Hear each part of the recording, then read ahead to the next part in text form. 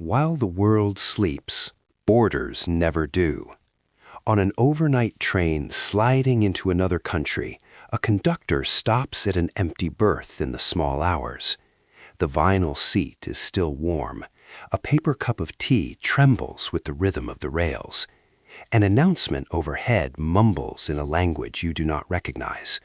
Far offshore, a cargo vessel drifts, its lights on, its engines humming low. Boarding officers will later find stew still warm on the stove, radios hissing with static, and no crew in sight.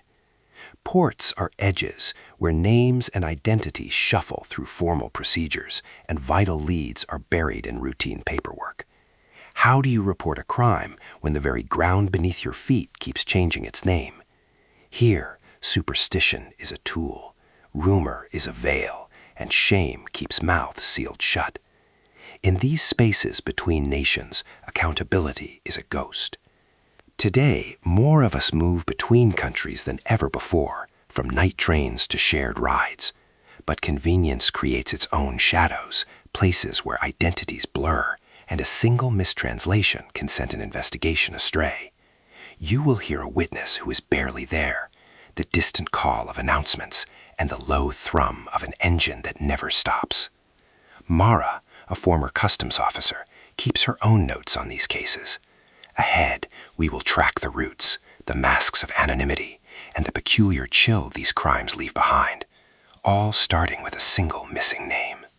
Paperwork crawls while predators sprint across borders in open water. At dawn, a ferry cleaner pries open a bathroom hatch and freezes. There is only the salt air, the hum of a fluorescent light, and a sticky smear on the steel floor. The cabin list is short one name, and the berth is still warm. This is where the pursuit begins, with local detectives making calls across the water before their coffee has a chance to cool. Inspector Mara opens the first file, but it will not stay hers for long. To move beyond the shoreline, the process must accelerate. The hunt begins not with a siren, but with a request for mutual legal assistance. An extradition packet follows. Shared forensic databases flag a partial palm print, and a customs supervisor spots the same alias on a passenger manifest. Coordinated surveillance traces the route from a bus terminal to an open border crossing, stitching thin threads into a single rope.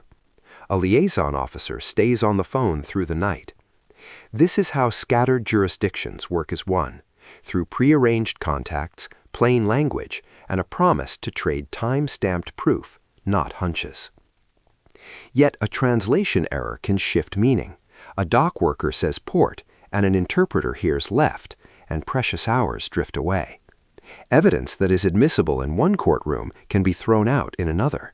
A chain of custody form, smeared by rain, can undermine an entire case. Small mismatches become chasms across borders.